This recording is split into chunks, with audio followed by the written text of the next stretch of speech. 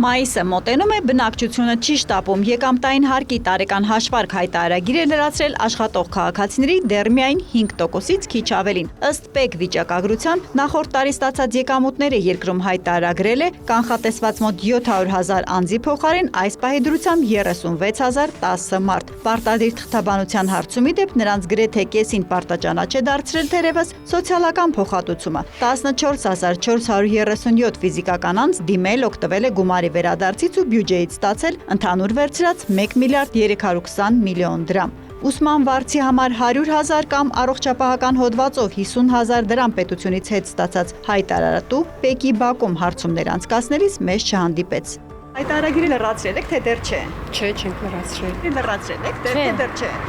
Լրացրել եք։ Դեռ ոչ։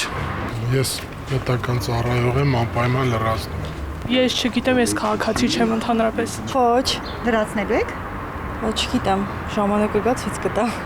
Հայտարարագիր լրացրած անձանց թիվը հիմա չի հասել նույնիսկ այդ գործը նախորդ տարի արած պետական ու հանրային ծառայողների, նաև շատ խոշոր փողերի առնչվող մարդկանց 60,000 քանակին։ Գործընթացի տեխնիկական խնդիրներն են շատ թե բնակչության հարկային կարգապահությունն է ցածր հարցին, ՊԵԿ-ի մեթոդաբաններն ասում են, հայկական սովորություն է ամեն ինչ թողնել վերջին օրվան։ Այդ թիվը միգուցե քիչ է, որտեղ հաշվի առնելով այն հանգամանքը, որ արդեն մեր ազգաբնակչությունը տեղյակ է, որ սպասվում է հայտարարագրի ներկայացման վերջնաժամկետի վերանայում մինչև նոյեմբերի 1-ը։ Ժամկետի հետաձգման պատգամավոր Թունյանի նախագծին կառավարությունն անցնող շաբաթ հավանություն տվեց, ուղարկեց ազգային ժողով։ Օրենքի այս փոփոխությամբ փաստորեն խմբագրվում է նաև վարձով տված տների բնակարանների բաժին եկամտի հայտարարագրման վերջնաժամկետը, տեղեկացնում է Աշոտ Սեմերջյանը։ Եկամտային հարկի տարեկան հաշվարկ հայտարարագրի մասով, անկախ նրանից թե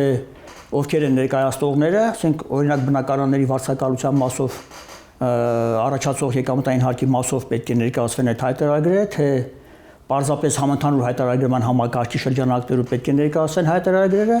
բոլոր դեպքերում հայտարարագրերի ներկայացման վերջնաժամկետները վերանայվել են։ Կոմիտեում հույս ունեն բնակչությունը կհասցնի մինչև նոյեմբեր 6 ամսում գործը գլուխ բերել։ Ով նույնականացման քարտ չունի, դիմի ստանա կամ գոնե հերթագրվի։ Այդ ընթացքում խոստանում են եկամուտների հայտարարագիրն իրենք մի քիչ էլ կհամալրեն ինքնաշխատ տվյալներով, որ լրացնելը հեշտանա։